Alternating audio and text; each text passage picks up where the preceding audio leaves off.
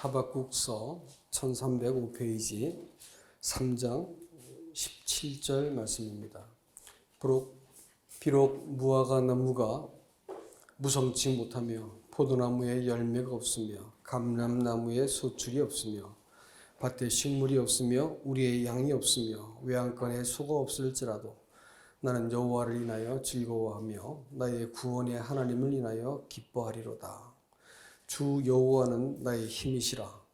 나의 발을 사슴과 같게 하사 나로 나의 높은 곳에 다니게 하시리로다. 아멘.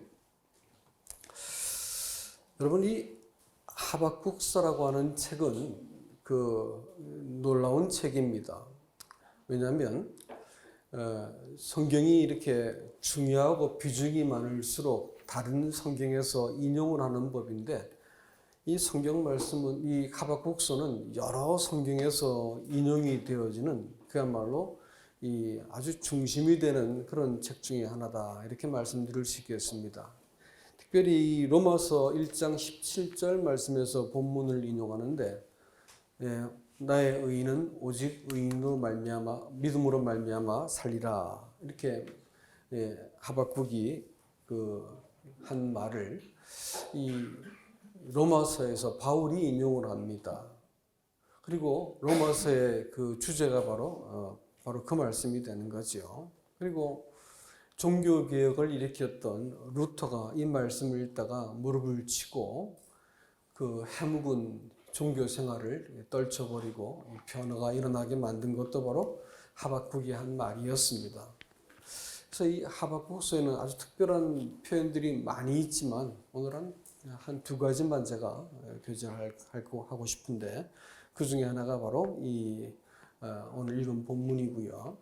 또 하나는 오직 나의 의인은 믿음으로 말미암아 살리라 함과 같으리라, 이렇게 말씀하신 것입니다. 여러분, 사람을요, 이걸 이제 블랙 화이트라고 그러던가, 눈밭에다가 눈이 막 펑펑 오는 데다가 사람을 갖다 놓으면 차를 몰고 가다가 어디가 하늘인지 어디가 땅인지 어디가 길인지가 한 개도 안 보인다 그럽니다. 그러면 굉장히 위험한 상태이기 때문에 얼른 차를 멈추고 이렇게 기다려야지, 안 그러면 큰일 난다 그래요. 또 들판에서 이렇게 사람들이 길을 잃잖아요. 그러면 사람을 거기다 이렇게 길을 가게 만들면 계속 그 자리를 이렇게 큰 원을 그리면서 빙빙 돈다고 합니다. 사막에서도 마찬가지고요. 그러니까 이제 자기는 방향을 찾아서 똑바로 간다고 가는데 결과적으로는 이렇게 빙빙 돌고 해가지고 결국은 길을 이렇게 찾지 못하고 헤매다가 죽는다 그래요.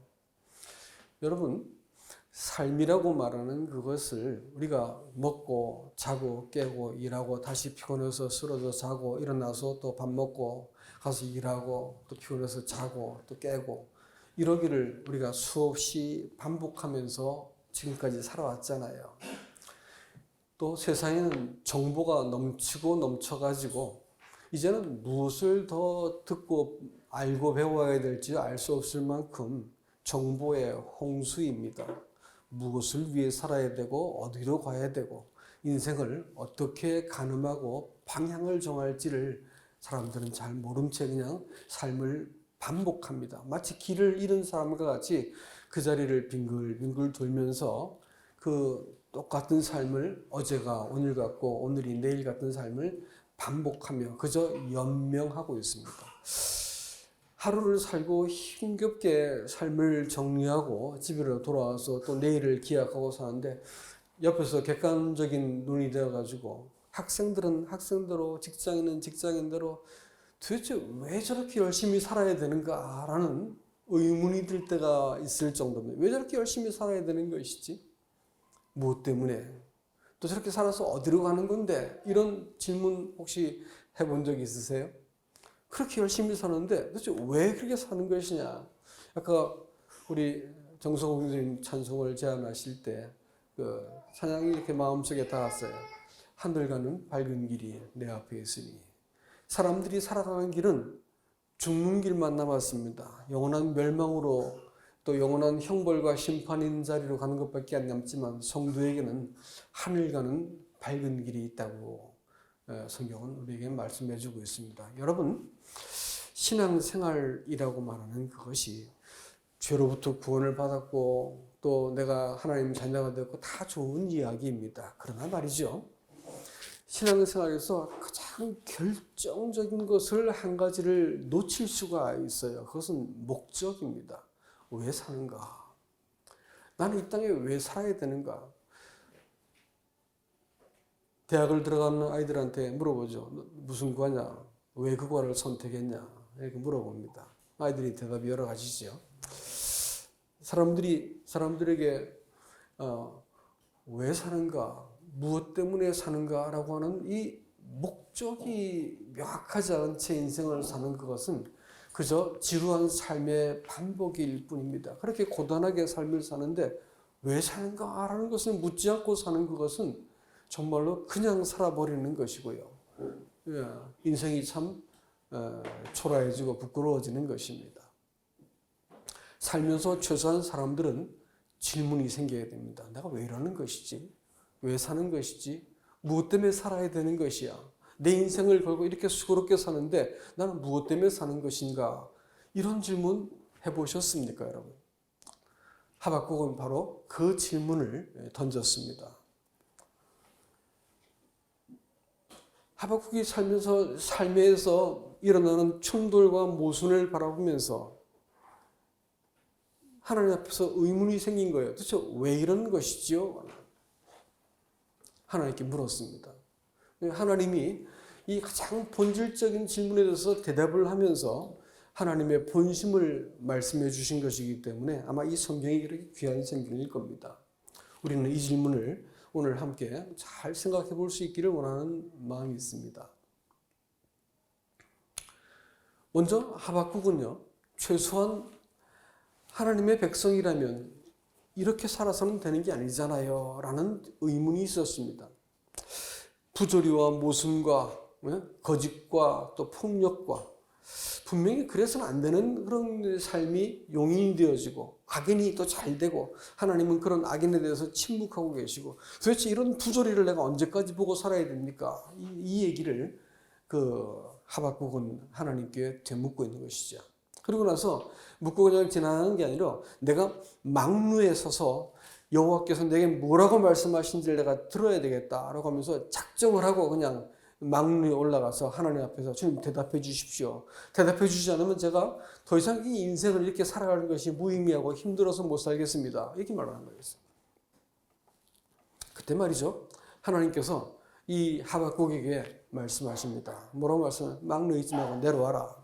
대신 너는 다니면서 길거리에다가 벽에다가 누구든지 뛰어가면서도 볼 수 있게 크게 글씨를 써라 라고 말합니다. 그것은 무엇을 기록하는 것이냐면 하나님이 바벨론 사람, 그 갈대아 사람들을 일으켜서 이 성을 심판하실 것이다 라는 말이었습니다. 다시 말하면 하나님의 심판이 임박했다라고 하는 말을 적으라는 거예요. 대답은 안 해주시고 하나님의 심판이 임박했다는 말씀을 모두가 다 알아볼 수 있도록 큰 글씨로 뛰어가면서도 볼 수 있게 적어놓으라 이렇게 말씀한 거예요. 그러니까 하박국이 헷갈려 버렸습니다. 더 혼돈스러워진 거예요. 아니 하나님, 이 사람들은요 바벨론이라는 나라가 국력이 커지게 되어진 원인이 한 가지가 뭐냐면 정복한 나라에 가가지고 남자들이고 여자들은 잡아다가 아주 몰살을 시키는데 사람을 그 곤충 표본들 하는 것처럼 쇠말뚝 이름이 있었는데 말뚝이 있어요. 그 말뚝을 벽에다가 사람을 박아가지고 이 메뚜기나 개구리같이 다 붙여놓는 거예요. 아주 잔인하게 그냥 바벨론한테 대들었다는 게 아주 그냥 박살을 내버린다라는 걸 보여주기 위해서 아주 잔인하게 죽여버렸습니다. 그리고 심지어는 짐승까지도 다 죽여버리고 성을 다 헐어가지고 사람이 생존할 수 없게 만들어버리는 아주 싹 쓸어버리는 이런 이제 전략을 썼어요. 그러니까 감히 이 나라한테 대들 엄두를 못 내게 만들어 버렸습니다. 근데 그 바벨론이 온다는 거예요. 하나님이 그 바벨론을 보내가지고 이스라엘을 심판하시겠다는 겁니다. 그러니까 이 하박국이 놀랬겠죠. 무섭기도 하고. 이거 뭐라고 하냐면, 아니 하나님 가만히 계세요 보세요. 지금 이스라엘이 죄 지은 것을 제가 알고 말씀드렸잖아요. 저도 알겠어요. 이스라엘이 이렇게 하나님 백성이 하나님 백성답게 살지 못하는 거 알겠다고요. 그런데 이놈들은 정말 나쁜 놈들 아닌가요? 더 악한 사람들을 들어가지고 이 사람을 친다고요? 이건 더 하나님이 공의롭지 못한 거 아니신가요? 이렇게 이제 되물어 보는 겁니다. 이 하박국은 하나님 앞에 자기 문제를 갖고 주변 문제를 가지고 자기가 만나는 세상을 가지고 시비를 하나님께 붙은 겁니다. 왜 이렇습니까? 저 사람은 왜 이런 거죠? 나는 왜 이렇습니까? 자꾸 이렇게 문제를 삼고 시비를 걸고 자꾸 소요를 일으키는 거예요. 근데 하나님이 또 뭐라고 말씀하시냐면 그 바벨론조차도 내가 심판할 거다. 이렇게 말씀을 하시는 거예요. 이게 지금 무슨 얘기냐 가만히 들어보니까 하나님이 바벨론을 들어가지고 유다를 심판하겠다는 말씀이 아니고 하나님의 최종적인 심판에 대한 말씀을 하고 계시는 것입니다. 여러분, 심판이라고 말하는 것은요, 우리가 인생을 살면서 이렇게 가늠을 해야 되는 어떤 그런 목적지와 같습니다. 줄타기를 잘하는 사람들, 자전거 탈 때도 여러분 아시죠? 발밑을 쳐다보고 자전거 몰면 넘어지게 되어 있습니다. 저 앞을 내다보고 가야지 안 넘어지지요. 줄타기 하는 사람들도 저 앞에 있는 그 목적지를 바라보고 발걸음을 옮겨야지 안 넘어져야지 해가지고 줄을 밟고 가면 꼭 떨어지게 되어 있다고 그래요. 구원받은 성도들에게 있어 가장 중요한 것은 목적지입니다. 목적지가 뭐냐면 하나님의 심판이라고 하는 자리예요. 여러분, 심판이라니까 부정적으로 생각하시죠? 그렇지 않습니다. 심판이라고 하는 말은 뭐냐면요, 여러분, 창조를 하나님의 심판으로 하신다는 말하면 이상하게 들으시겠죠? 근데 사실입니다. 창조하실 때요, 하나님께서 뭘로 창조를 시작했을까요? 빛으로 하셨어요. 빛으로. 빛이 있으라 이렇게 해놓고 시작하셨어요. 뭔지 아세요? 빛은요, 시비를 가리는 거예요. 옳고 그름을 분별해버리고 선과 악을 나누고 어둠과 빛을 이렇게 광명을 갈라버리는 것이 빛이 아닌가요? 그렇죠? 빛으로 시작해서 하나님께서 물과 물을 나눠버리고 하늘과 하늘을 나누면서 하나님이 창조를 시작하세요. 그리고 나서 4일째부터 거기다가 무엇인가를 만들기 시작하신다고요. 창조의 3일은 만드신 게 아니에요. 나누신 거예요. 다 이렇게. 심판하신 거란 말입니다. 구원이란 말도 심판으로 되어졌다는 말을 들으시면 어떻게 생각하시겠어요? 근데 구원도 심판으로 된 겁니다. 여러분 보세요. 하나님이 우리를 바라보시고 너 사랑하시니까 내가 널 심판하지 않을게. 이런 말씀은 성경에 없어요. 하나님이 내가 널 사랑하니까 내가 구원해주고 내가 심판하지 않을게. 이렇게 말하지 않는다고요. 하나님이 하시는 구원의 방식은 일관되게 모든 하나님의 가슴 속에서 태어난 하나님이 지으신 하나님의 자식들인데 불순종하고 어긋나고 왜곡되어 버린 부패해 버린 사람들 세상을 향해서 하나님께서 심지어는 우주 만물까지도 하나님께서 심판하실 겁니다. 어떻게 심판해요? 하나님의 것으로, 하나님의 기준으로, 하나님의 원래 자리로 사람을 되돌려 놓는 것이 하나님의 구원이라고요. 그래서 하나님께서는 심판을 모든 세상 가운데 다 하십니다. 그리고 나서 그 심판 가운데서 건져낸 사람들을 구원받았다 이렇게 말씀하시는 거예요. 예수님께서 사람의 죄를 덮으셨어요. 예? 사람의 죄를 덮으셨다. 그걸 구속이라고 말하는 거예요. 그리고 그 구속 아래 들어가서 하나님의 하신 그 구속을 내가 받아들이고 그 안에 머무는 사람들을 하나님께서 건져내신 거예요. 용서하신 거예요. 자기 것으로 소유 삼으시고 받아주신 것을 이걸 구속이라고 그래요. 구속은요, 심판을 말하는 겁니다. 심판받았다고 말하는 것은 이전에 나라고 믿었고 내가 옳다고 믿었고 내가 나라고 인식한 그 모든 것들은 뭐라는 거예요? 저주받았다는 것이에요. 심판받아 딱 알맞다는 것이고 지옥에 딱 보내져야 맞는 것이고 하나님께서 진노하고 있는 그 대상이 우리가 나라고 믿고 있고 내가 옳다고 믿고 있는 나 자신을 향해서 하나님께서 겨냥하고 있다면 그 잘난 것 그 뭐라고 구원받고 나서도 흔들어대고 있는 거냔 말이야. 그게 뭐라고? 내가 맞고 네가 틀리고 이것 가지고 여태껏 싸움하고 있냔 말이에요. 구속을 잘 이해를 못해서 그런 거예요. 구원이라고 하는 것은 하나님의 심판을 통해서 그 살아남은 사람들만 하나님께서 건져내신 것을 구원이라고 그래요. 구원을 오해하지 마세요. 하나님께서 너무 사랑하셔서 내 죄를 용서하시고 날 심판받지 않게 하셨다. 이런 말은 성경에 나와 있는 말씀이 아닙니다, 여러분. 심판은 하나님의 집으로부터 시작된다고 말씀하셨어요. 모든 사람의 은밀한 것을 다 드러내실 거예요. 마지막 심판이 있습니다. 마지막 심판은 뭔지 아십니까? 그것은 하나님의 것을 하나님의 것으로 회복하시는 거예요. 하나님의 것이 아닌 것은 다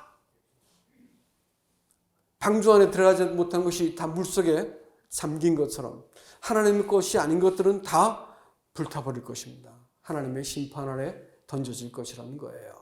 심판은요, 이 심판하시는 하나님을 이 하박국이 딱 그러니까 와들와들 떨렸다 그랬어요. 내 뼈가 떨렸다는 표현을 씁니다. 심판하시는 하나님 앞에 딱 서게 되니까 비로소 정신이 번쩍 든 거예요. 여러분, 신앙생활은요, 예수님 나를 사랑하셨어요 뭐 하면서 이렇게 교회 생활하고 이렇게 하는 것이 신앙생활이라 생각하지만 아닙니다. 한 사람의 인생을요, 결산을 해야 되는 거예요. 하나님의 이 판단 앞에서, 하나님의 이 심판 앞에서 정신 차리지 않으면 내 인생을 내가 계획하고 뭐 경영하고 다 할 수 있습니다. 그렇지만요, 하나님의 심판 앞에서 이것을 내가 헤아려 버리지 않는 인생을 사는 것은요, 다 불타버릴 거예요. 반드시 던져질 겁니다. 하박국이 이걸 깨닫게 된 거예요. 심판하신 하나님을 보게 되니까 이거 지금 내가 하나님 앞에 시비를 하고 문제를 제기하는 것이 이게 아무 문제가 안 되는 거예요. 심판하신 하나님 앞에서 두려움으로 떨었습니다. 그리고 다시 이 심판받을 자기 백성들을 들여다보기 시작합니다. 그리고 나서 갑자기 그의 불만과 불평과 원망이 찬송으로 바뀌어버립니다. 그리고 구원의 하나님을 위해서 내가 찬송한다. 이렇게 갑자기 말이 바뀌게 되었어요. 왜 그런지 아십니까? 하나님께서는 나의 의인은 내가 반드시 심판하겠지만 오직 나의 의인은 믿음으로 살 것이기 때문에 그렇다라는 거예요. 하나님께서 의인들을 그 가운데서 보존하시겠다고 말씀하셨기 때문에 첫 번째로 구원의 하나님을 그가 주목했습니다. 두 번째는요, 이 3장을 읽다 보니까 하나님이 심판을 하시는 것이 재미있습니다. 이게 뭐냐면 이 열국이 무너지고 뭐 이렇게 이 5절 말씀 같은 데 볼 것 같으면 온역이 그 앞에서 행하며 불덩이가 그 발밑에서 나오는도다 이렇게 얘기하지 않습니까? 이거 뭐 떠오르는 거 없으세요? 그리고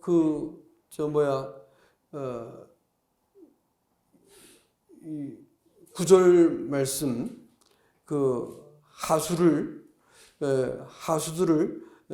하수들로 땅을 쪼개고 뭐 이렇게 하면서 8절부터 10절까지 쭉 이어지는 말씀을 바라볼 때 이것이 뭘 말하는 것 같이 보이십니까, 여러분? 이것은요, 출애굽하고 그 다음에 가나안에 들어갈 때 애굽을 징벌하시던 하나님의 심판을 얘기하고 있는 것입니다. 그리고 가나안 땅에 들어갈 때 하나님께서 하수를 가르시고 가나안에 들어가지 않습니까? 대적을 이렇게 하늘을 멈추시고 해를 멈추시고 대적을 심판하는 쫓아내 버리신 하나님의 심판이 먼저 이스라엘 백성의 앞을 행했습니다.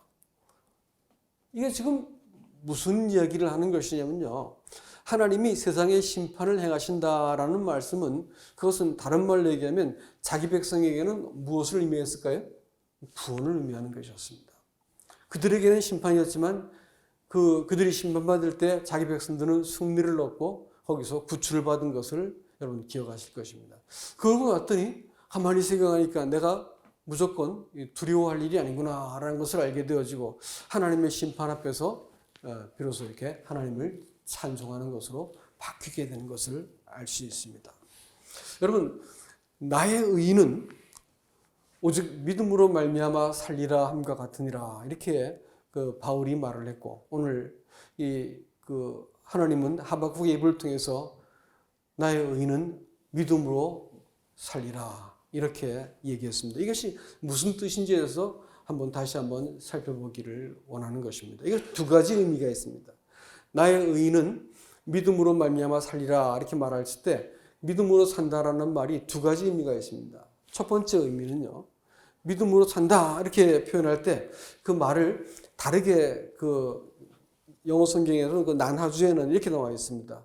그 믿음을 가진 자는 살리라 이렇게 되어 있습니다. 다시 한번 기억해 보세요. 믿음으로 말미암아 살리라 이렇게 말을 했지만 원래 그 뜻이 의미하는 바는 뭐냐면 그 믿음을 가진 자는 살리라라는 것입니다. 그러니까 믿는다고 말하는 사람은 지천이고 부지기수예요. 그런데 그 믿음을 가진 사람은 흔치 않다라는 겁니다. 그 믿음은 뭐냐라는 거예요. 그 믿음을 가진 자는 산다고 했으니까 장차 바벨론이 와가지고 그 이스라엘을 아주 박살을 내버릴 겁니다. 아무도 살아남지 못하게 심판할 것이지만 그 믿음을 가진 사람은 거기서 건져나겠다는 거예요. 이 말씀은요.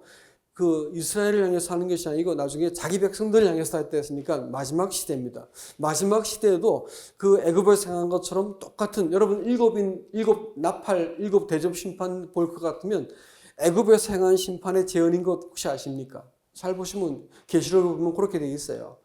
온역이 있고요. 전쟁이 있고 기근이 있고 여러분 거기서 행했던 그 심판이 하늘의 그 빛이 바뀌고 천체가 변화가 일어나고 지진이 일어나고 이런 모든 것들이 그 하나님께서 이미 그 대적을 심판하실 때 애굽에서 가나안에서 있었던 일들이 고스란히 마지막 시대에 재현될 겁니다. 또 마지막 시대에 바벨론이라고 이름하는 사람들이 나타날 겁니다. 그래서 그들이 세계 정부를 이룰 것이고 그들이 이렇게 코로나 몇 번 더 해가지고 세계 사람들을 이렇게 손 안에 꽉 쥐게 될 날이 곧 올 겁니다. 근데 그 가운데서 자기 백성들, 그 믿음을 가진 사람들은 내가 보존하겠다라는 겁니다. 그 믿음이 뭘까요? 그 믿음을 가지고 있어야 한다는데 도대체 그 믿음이 뭐냔 말이에요. 교회 다니면서 믿습니다라는 말은 많이 하고 나는 구원받은 확신이 있다 이렇게 말씀하시는 분들은 내가 많이 봤습니다만 성경에서 말하는 그 믿음이 바로 그 믿음인지는 어떻게 알 수 있겠어요? 여러분 이 믿음이라는 말을 먼저 이해하셔야 됩니다. 믿음이라는 말은 여기서 원어의 말로 에무나라 되었습니다. 에무나라는 말은 암만이라고 하는 말로서 파생어가 아멘이라는 말의 어원입니다. 에무나라고 말하는 말을 바꿔서 말하자면 그것은 우리식으로 표현하면 신실함이다 이렇게 표현합니다. 그러니까 누가 살아남냐면 그 말대로 말하면 신실한 자들은 살아남을 것이다. 이렇게 얘기합니다. 그럼 얘기가 좀 절망적이 되지 않습니까? 나는 신실하지 않았거든요. 내가 하나님의 심판 앞에서도 살아남을 만큼 나는 신실한 삶을 혹시 자신 있는 분 계세요? 그렇게 신실하게 사신 분 계시냐고요? 이 본문이 말하는 것은 신실합니다 이렇게 말해서 이 말이 어디에서 쓰여지냐면요. 모세가 말입니다. 아말렉과 전쟁을 하는데 아말렉이 여호수아가 나가서 막 싸우는데 모세가 전쟁한 걸 보고 손을 들었어요. 손을 들고 있으면 아말렉이 패전을 하고 여호수아가 이기고 손을 내리면 여호수아가 지는 거예요. 백성이 패전하는 거예요. 그러니까 힘들게 팔을 견디고 들고 서 있었습니다. 이렇게 팔을 들고 서 있다라고 견딘다라는 말이 바로 에무나였습니다. 팔이 내려가지 않았다 이렇게 표현할 때 그것이 에무나라고 되어 있다니까요. 그러면 우리가 생각하는 믿음이라고 하는 그 말은 내가 이렇게 예수님께서 구원하신 걸 믿었다 이런 식의 말을 하는 것이 아니고 그것은 믿음 자체가 갖고 있는 진실함과 또 견딤이라고 하는 의미를 내포하고 있다는 것을 알 수 있겠죠. 우리가 생각을 잘 하셔야 됩니다. 그 믿음을 가진 자가 산다고 했으면 내가 갖고 있는 것이 그 믿음인지를 살펴봐야 된다고 하는 것입니다. 그 믿음은 환난 가운데서도 변질되지 않고 그 믿음은 환난을 견디고도 남을 만한 믿음입니다. 모든 상황과 문제를 만나도 그 믿음을 갖고 있으면 내가 그 요동함 가운데서도 살아남을 수 있는 믿음이라는 거예요. 그러니까 우리는 참 우리가 갖고 있는 믿음에 대해서 정말 한번 잘 생각해 보아야 한다는 것입니다. 그 하박국이 이렇게 근심하면서 이렇게 말을 했지만 하나님은 그 믿음을 갖고 있는 사람은 반드시 산다고 말했기 때문에 소망이 결국은 뭐냐면 내가 이 믿음을 가지고 있는가 가지고 있지 않은가를 확인하는 것이 합당하다 생각이 듭니다. 이 하나님이 만일 우리 신실함을 헤아리기 시작하고 잰다고 할 것 같으면 우리는 아무도 소망을 가지고 있는 사람이 없을 것입니다. 왜냐하면 우리가 아무리 결심을 반복해도 우리는 다시 넘어질 수밖에 없는 사람이고 하나님 앞에서 내가 신실하게 믿음을 지켰는가 이렇게 말을 하면 우리가 참 하나님을 마음으로 배반하고 엉뚱한 짓을 한 적이 너무 많기 때문에 우리는 신실하다 말할 수 없는 사람들입니다. 이 하나님께서 사람을 믿음을 계속해서 유지하기 위해서 하나님이 구원을 주시는 방식을 어떻게 주시냐면 약속이라고 하는 방식으로 구원을 주세요. 다시 말하면 약속이 유지되기 위해서는 뭐가 필요할까요? 상호간에 신뢰가 필요하죠. 믿음이 필요한 것입니다. 그래서 성경을 신약전서, 구약전서 이렇게 말하는 그것은 하나님께서 약속이라는 통로를 통해서 사람과 더불어 믿음의 관계를 유지하기 위해서 약속이라는 방법으로 구원을 주신 거예요. 약속을 믿고 기다리면 하나님께서 마침내 하나님이 원하시는 구원으로 우리를 세우겠다 이런 뜻입니다. 자, 그런데 아시는 것처럼 약속이 두 가지가 있잖아요. 하나는 조건적인 약속이 있고 또 하나는 무조건적인 약속이 있죠. 우리가 맺은 약속이 뭘까요? 무조건적인 약속입니다. 약속의 담보와 보증을 누가 하신 걸까요? 하나님이 하신 거예요. 예전에 교회 다닐 때 그것을 잘 몰라가지고 내가 잘해야지 하나님께서 복 주시고 내가 천당도 가는 줄 알았어요. 잘하려고 무지하게 애를 썼습니다. 그러나 애를 쓰면 쓸수록 전 자꾸 죄만 짓고 못난 짓만 반복하는 걸 보고 그만 좌절하고 말았습니다. 그러나 하나님을 알게 되어지고 성경에서 말하는 약속을 이해하게 되어지니까 하나님께서 두 번째 하신 새 약속이 있었단 말이에요. 그 약속은 뭐냐면 하나님이 네가 어떤 사람이었든지 내가 보증해서 내가 너를 반드시 죄 없이 만들고 내가 반드시 너를 하나님의 자녀답게 만들 거야 라는 약속을 나와 맺을래라고 하나님께서 저에게 찾아오셨습니다. 제가 이 약속을 하나님과 더불어 맺고 나서 구원받게 되었죠. 이 약속은 사람의 상태에 따라서 약속이 취소되거나 약해지지 않는 약속을 말하는 것입니다. 그 약속이 있을 때 사람들은 비로소 이 자기의 그 상태와 무관하게 하나님을 의지할 수 있게 되어지고 자기 스스로를 정죄하지 않고 하나님을 의지할 수 있게 되는 것입니다. 내가 더 믿음이 좋아지고 더 근사한 사람이 되었다는 것이 아니고 의지할 대상을 알게 되었고 또 그분이 보증한 약속이기 때문에 내가 몇 번 넘어진지를 헤아리지 않고 나를 계속해서 동일하게 변함없이 나를 대우하시는 분이 계시다라고 하는 사실 때문에 이 믿음이 신실한 믿음인 것입니다. 아시겠습니까? 그렇다면 우리는 이 믿음을 가진 사람이 분명할 것입니다. 이 믿음으로 살리라고 하는 말에 두 번째 중요한 의미가 또 있습니다. 아까 것이 will be saved 이렇게 말했다고 할 것 같으면 이것은 shall live by faith입니다. 이게 이제 하나님과 이 무조건적인 은혜 언약 안에서 관계 맺은 사람들은 하나님의 은혜를 알게 되어지고 하나님이 어떤 분인지를 알게 되지 않습니까? 이럴 때 비로소 사람들은 자기 상태와 넘어져 버린, 깨어져 버린 상황 때문에 낙심하지 않고 하나님 앞에서 계속해서 이 관계를 유지할 수 있는 근거를 갖고 있습니다. 이것은 내가 얼마나 믿음이 좋으냐라는 확신의 문제가 아니고 내 믿음의 근거와 목적을 하나님께 두었느냐라고 하는 문제입니다. 내가 나를 세우고 나를 자랑할 것인가?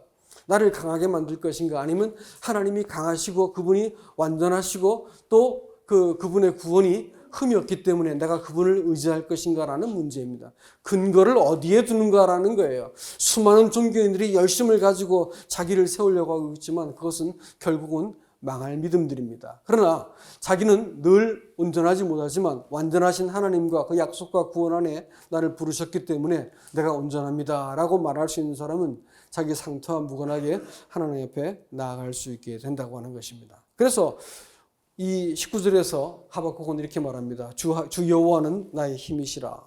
나의 발을 사슴과 같게 하사 나를 나의 높은 곳으로 다니게 하시리로다. 이렇게 말씀하고 있습니다. 여러분, 성도를 다른 말로 정의하면요, 주 여호와는 나의 힘이시라 이렇게 말하는 자입니다. 사람들은 그렇게 말하지 않죠. 나 자신의 가능성을 믿고 나 자신의 힘과 깨와 경영을 믿고 인생을 삽니다. 하나님이 나의 힘입니다 라고 하는 것은 입에 있는 말이고, 실제로 하나님께서 이 고백이 사실이 되게 하기 위해서 종종 우리를 죽음의 문턱까지 끌고 가기도 하시고요, 사업을 실패하기도 하시고, 또 이 관계의 위기를 맞게도 하십니다. 그래서 내가 아무것도 할 수 없는 자리까지 딱 몰아 세우세요. 그리고 나서 내 입으로 하나님이 아니시면 저는 살 수 없습니다, 이런 고백을 내 입으로 하게 만드시지요. 이게 하나님 방법이세요. 늘 그렇게 하세요. 그래서 성도가 진심으로 하나님을 의지해서 살 수 있게 하기 위해서 그렇게 자주 우리 삶 속에 위기를 주시는 거예요. 언제까지요? 우리가 우리 고백으로 하나님이 나의 힘이십니다 라고 말할 때까지입니다. 하나님을 힘 삼은 사람들이 뭐가 무서울까요? 네? 하나님이 힘이 되어지고 내 배경이 되어지고 내가 그분의 소유라고 할 것 같으면 우리가 뭐가 무서울 수 있을까요? 우리가 만나는 문제의 대부분은 나는 하나님 것입니다, 당신이 내 주인이고 내 현실, 내 삶, 내 문제 그의 주인이십니다 라고 할 것 같으면 대부분의 문제는 사실 해결되고 맙니다. 믿음의 비밀이에요, 이건요. 하나님 겁니다라고 말하면 내 힘에 든 원망들이 다 사라지고요, 염려가 있을 자리가 없습니다. 하나님 건데요. 인생이 하나님 건데요. 내 가정도, 내 자식도, 내 문제도, 내 노후도 모든 것이 하나님 건데요. 그러면 그때부터 문제를 내가 단순한 눈으로 바라보는 거예요. 이건 못하기 때문에, 이거 하고 싶지 않기 때문에, 그 알량한 자기 그 힘을 믿고 있기 때문에 여호와는 나의 힘이시라 말할 수 없는 겁니다. 성도의 특징을 한마디로 말하면 주 여호와가 나의 힘입니다 라고 말하는 사람들입니다. 여호와를 나의 힘 삼은 사람들이라고요. 두 번째로요, 그렇게 했기 때문에 그때부터 어떻게 한다고요? 마른 땅을 밟고 가는 거예요. 내가 다닐 길 중에서 마른 땅, 높은 길을 가는 거예요. 사슴은 질퍽거리는 데 절대로 안 들어갑니다. 마른 땅만 밟는다 그래요. 그리스도인들이 거룩한 삶을 비로소 하나님이 의도하시고 정해진 하나님의 길을 사람이 선택해서 가게 되는 것입니다. 거룩한 삶은 이렇게 하나님과 관계 맺은 사람들, 이 은혜를 통해서 조건 없는 계약을 맺고 하나님의 자녀로 부르심을 받은 사람들, 어떤 상황에서도 나를 정죄하지 않고 하나님 앞에 나갈 수 있게 되어진 사람들이 말이죠, 하나님만 의지하게 되어지고, 하나님만 의지하기 때문에 그때부터 하나님의 뜻을 따라서 인생을 살게 되는 것입니다. 시편 기자는 이것을 가지고 뭐라냐면 시편 73편에서 나는 아침마다 징책을 받는다 라고 말했습니다. 여러분, 징책 받아야지요. 평생 이기적이고 평생 나만 믿고 살아왔고 내가 옳다고 살아온 인생이 왜 교정되지 않아도 된다고 생각할까요? 우리는 교정되지 않은 인생은 아무 쓸모가 없는 쓰레기입니다. 하나님께서 구원하실 때 우리는 쓰레기였다니까요. 지옥 그 안방에 지옥의 아랫목에 딱 하게 알맞은 사람들이었다고요. 예? 하나님께서 우리 전 머리끝부터 발끝까지 성한 데가 없던 인간들이었다고요. 이런 인간들이 뭐 옳은 게 있었겠어요? 뭐 잘난 게 있었겠어요? 이런 사람을 구원하셔서 하나님께서 자기의 것으로 오롯이 아무 흠이나 주름 잡힌 것이나 티가 없게 만드는데 왜 문제가 없냐고요? 삶 속에 문제가 왜 안 생기냐고요? 왜 질문이 없냐고요? 삶 속에서는 반드시 문제가 생기고 부딪히게 되어 있다고요. 왜 그럴까요? 깨어져야죠, 그 인간. 나라고 믿는 그 인간이 깨어져야죠. 내가 힘이라고 믿던 거 잃어버려야죠. 그래야지 하나님만 의지하지 않겠습니까? 그래야지 하나님께서 의도하셨던 그 사람을 만들 수 있지 않겠습니까? 그래서 문제가 있는 거예요. 불평과 원망이 있는 것은요, 하나님께 마음의 징계를 받아보지 못해서 그런 겁니다. 아세요? 삶을 해석할 줄 몰라서 그런 거예요, 하나님 앞에서. 내가 옳다고 말하는 것이 하나님 앞에서 발가벗겨져 가지고 내가 잘못되었구나, 내가 잘못 생각했구나, 내가 죄인이구나라고 생각해보지 못하기 때문에 그렇게 다른 사람 잡고 시비 걸고 원망하고 이러고 있는 거라고요. 돌아서야 됩니다, 여러분. 그래서 하박국은 사람에게 회개를 촉구하고 있습니다.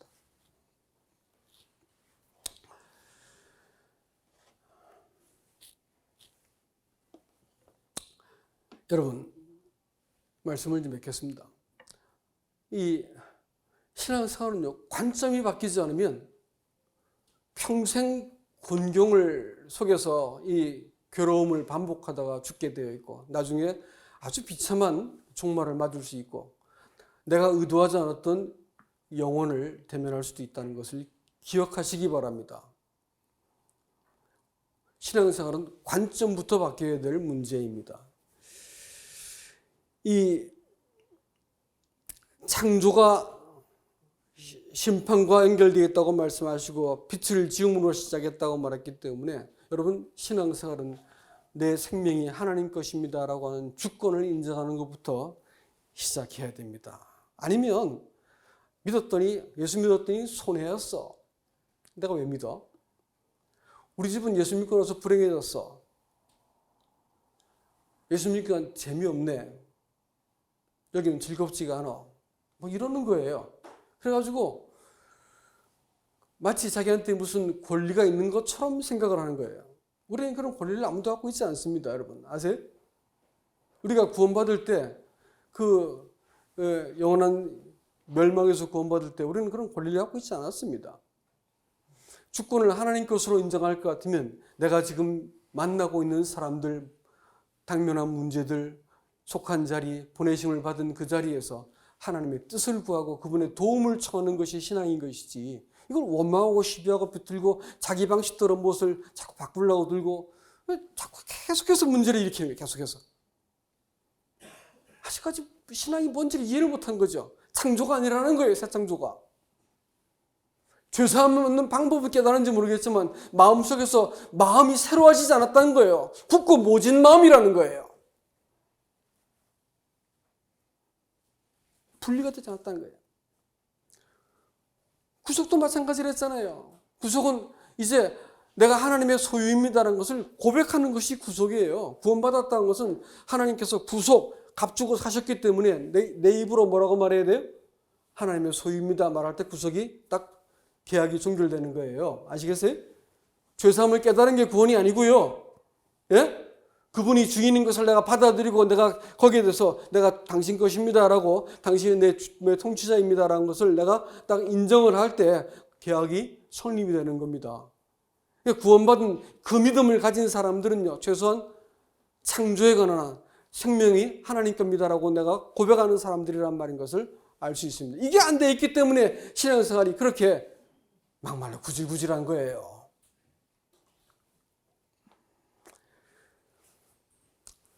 하나님의 심판 앞에서 자신을 재조정하지 않고 목적을 조정하지 않고, 총을 쏠 때도 0점을 맞추지 않고 쏘면 그거 다 헛나가게 되어 있거든요.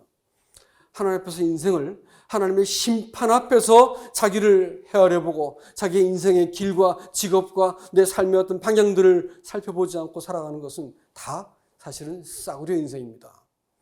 하나님께서 논할 가치가 없는 인생이다라는 것입니다.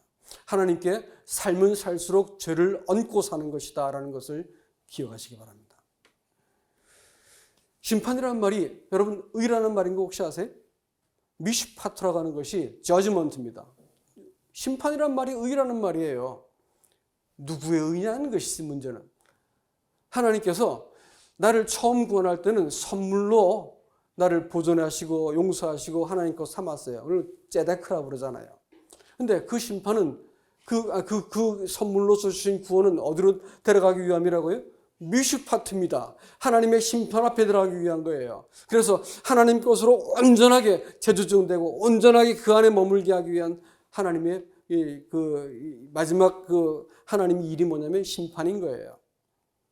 성도는 이 땅에서 심판을 받는 사람들입니다. 이 땅을 살아가면서 문제가 일어나잖아요. 그러면 에이 나쁜 놈, 딴 사람 원망하지 마세요. 네가 나빴으니까. 환경하고 원망하지 마세요. 하나님께서 그것은 나를 교정시킬 기회인 것이에요. 환경을 바꾼다고 내가 바뀐다고요? 무슨 터무니없는 소리 하세요? 무슨 터무니없는 소리 하세요? 바뀌면 거기서 또 그런 일을 또 만납니다. 여러분들이 하나님의 사람이라 할 것 같으면 이 원리는 절대로 안 바뀌세요. 아세요? 누구를 바꾸기 위한 거라고? 심판은 누구를 위한 거라고? 바벨론을 심판하기 위한 것이 하나님의 쉼이고 목적이라고요? 아니에요. 자기 백성을 건져내시고 보존하시고 하나님의 백성의 구원을 위해서, 하나님의 백성을 얻기 위해서 심판을 하시는 거예요. 구속은 하나님의 심판이라니까요. 마지막 심판도 뭐예요? 진짜 베개도만 고르겠다는 거예요. 그 믿음을 가진 사람들만. 은혜를 힘입어서 하나님과 끊어질 수 없는 관계 속에 들어간 사람들이 이제는 하나님만 힘삼고 내가 그분의 이끄시는 대로 내가 인생을 보내신 자리에서 하나님과 동행하는 삶을 살겠다. 이렇게 말씀하셔야 됩니다. 그렇지 않으면요, 하나님은 늘 수단이 됩니다. 신앙생활은 하나님이 목적이 되어야 되는 것이지 자기가 목적이 되어서 하나님을 끌어들인 것은 여러분 죄다 가짜입니다. 죄송하지만 가짜라고요. 그렇게 믿어서는 나중에 여러분들이 황당한 일을 당하실 거예요. 부부관계를 놓고 보더라도 남편이 나를 이용하려 든다? 그 결혼생활 유지되겠어요? 안 되겠어요? 되겠어요? 아내가 날 이용하려 들어요. 결혼생활 되겠어요? 안 돼요, 여러분. 그게 안 되는 거예요. 어떤 친구 사이에도 알고 보니까 제가 나를 이용하고 있어 라고 판단했으면 어떻게 돼요? 관계가 깨지는 거예요. 부모 자식 관계도 안 그런 줄 아세요? 부모 자식도 어느 날 부모가 나를 이용하는 것 같아. 자식이 나를 이용하는 것 같아. 이렇게 되면 관계가 멀어지게 있다니까요. 아세요? 모든 관계는요, 상대를 수단으로 삼아버리면 끝나버리는 거예요. 근데 하나님은 그렇게 한다고요? 하나님은 그렇게 여긴다고요? 이게 무슨 터무니없는 소리 하세요? 하나님이 목적이라고요. 신앙생활은 하나님과 그 영광을 위해서 우리가 지으심을 받은 자들이지, 내가 내 인생의 행복을 위해서 하나님이 나를 도와주셔야 되고 내 가정을 도와주셔야 되고, 무슨 소리 하고 있는 거예요? 신앙을 오해해도 그건 그렇게 예수를 믿으면요 반드시 망하는 신앙입니다. 여러분 유다서를 읽다 보니까 큐티하면서 읽는데 말씀이 너무 강렬해서 제가 지금 메모를 해갖고 왔어요. 주께서 백성을 애굽에서 구원하여 내시고 후에 믿지 않는 자들을 멸하였음을 기억하라고 했습니다. 애굽에서 구원했어요. 근데 후에 믿지 않는 자들을 뽑아내가지고 멸해버렸다 했어요. 결국은요 그 믿음을 가진 자를 찾고 계신 거예요. 심판에 의해서 재조정된 사람요, 은혜가 사람을 붙들고 있는 사람요, 그 사람을 찾고 계신 거라고요. 하나님이 목적이 된 사람요. 그때 하나님이 나 자신을, 내가 너를 내 목적으로 삼겠다는 거예요. 하나님이 내 인생을 살아주시겠다는 거예요. 나를 위해서 내 인생을 살겠다는 거예요. 여러분 그게 영생입니다. 아무도 이 관계 속에 들어오려고 하지 않기 때문에 인생이 점점 비루해지는 것이거든요. 그렇게 믿으셔야 됩니다. 우리는요, 이 땅을 살면서 이 문제를 피할 수 없습니다. 계속 도전과 응전이 있게 되어지고요. 고난은 하나가 끝나면 또 생기고 또 생기고 갈 겁니다. 정말 괴롭고 힘듭니다. 때로는 눈물이 나고 잠도 오지 않을 때가 있고 그렇더라고요. 그렇지만 말이죠. 여러분, 우리는 이 연단이 반드시 필요한 자라고 하는 것을 기억하시기 바랍니다. 자기가 옳다고 하는 바가 끊임없이 하나님의 기준에 의해서 꺾이고 조정되는 과정이 필요하기 때문에 이런 일들은 불가피합니다. 이런 연단이 없는 사람들은 절대로 교회 가운데 어른이 되어서는 안 됩니다. 연단 받아본 사람, 자기 생각에 주선 틀렸다는 것을 아는 사람들이 하나님을 두려워하고 의지하게 되거든요. 안 그러면 똑똑하고 잘난 맛으로 교회 섬기려 들면 교회 꼭 어렵게 됩니다. 교회는 최소한 여기 꺾여본 사람들, 환난 당한 사람들이 예수님 그 성도들을 도울 수 있다는 것을 기억하시기 바랍니다. 많은 사람들은 환난 받으면 뒤로 물러가고 자빠지고 말지만 하나님의 사람들은 환난 당할 때 하나님을 힘삼을 줄 알고 자기가 마땅히 이런 관계를, 이런 일들을 당하는 것이 마땅하다는 것을 알게 되어지고 하나님의 뜻을 구하면서 조종되는 사람들을 말합니다. 하나님께서는 이것을 자기 백성이라 이렇게 부르는 것입니다. 하박국은 이렇게 문제가 생길 때 한 가지 잘한 것은 사람 붙들고 시비하지 않았어요. 하나님께 여쭈었습니다. 오늘날도 문제가 생기면 사람들 붙들고 자꾸 시비를 걸러오더라. 왜 그럴까요? 마음에 징계받아 본 적이 없다니까. 그러니까 사람 원망하고 시비하는 것이죠. 근데 하나님께 문제를 여쭙고 하나님께 답을 찾는 사람들은 일단 소망이 있어요. 말씀을 맺겠습니다, 진짜로. 어떤 노부부가 금혼식 50년, 결혼 50주년인가요? 금혼식을 하는데 이제 기념식을 했습니다. 성대하게 기념식을 하는데 사회자가 이제 치기가 생겨가지고 질문을 했습니다. 그 부부한테 혹시 두 분은 참 금술이 좋아가지고 이렇게 오랫동안 잘 사셨는데 혹시 이혼하고 싶은 마음을 가져본 적은 없으십니까? 이렇게 물었다 그래요. 그랬더니 두 분이 동시에 하는 말이 죽이고 싶은 때는 있었죠. 이렇게 대답을 했습니다. 이혼하고 싶은 것은 물론이고 죽이고 싶은 때가 있었다는 거예요. 그런데 그것을 조정하고 용납하고 견뎠다는 거예요. 여러분, 신실함이라는 말이 바로 이 단어입니다. 에무나라고 하는 말이 부부관계에 있어서 서로에게 대해 신실함, 이런 뜻입니다. 에무나가. 자, 그렇다고 할 것 같으면 우리는 그리스도의 삶 속에서 문제가 없는 삶을 온전한 삶이라고 말하지 않고 문제를 어떻게 조정해 나가는가를 보면 아, 저 사람 하나님의 사람이구나 알 수 있다는 거예요. 하나님 사람 됩시다. 이 땅을 살아가면서 문제는 피할 수 없고 문제는 즐겨야 되는 거예요. 그러나 우리는 답이 있잖아요. 그분이 힘 되시고 도움이 되시겠다는 말씀하셨어요. 내가 그분을 따라만 가면 마른 땅 밟게 해주시겠다고 했어요. 그 믿음 가진 사람들이. 그 믿음 가진 사람들이 우리가 만나는 이런 모든 문제에서 하나님 앞에서 의지하는 이 신실한 태도를 갖게 되는 것입니다. 몸된 교회가 이 점에 있어가지고 부디 믿음의 문턱을 넘어설 수 있기를 바랍니다. 안 그러면요, 신앙생활이 너무너무 구질구질하고 옮겨 다녀도 그 짝이고 참 평생 비참해집니다. 이 문턱을 넘고 나면 그 자리가 천국입니다. 하나님께서 거기서부터 하나님 나라를 시작하시니까요. 이 복된 믿음이 여러분과 저의 것이 되기를 원합니다. 이상입니다.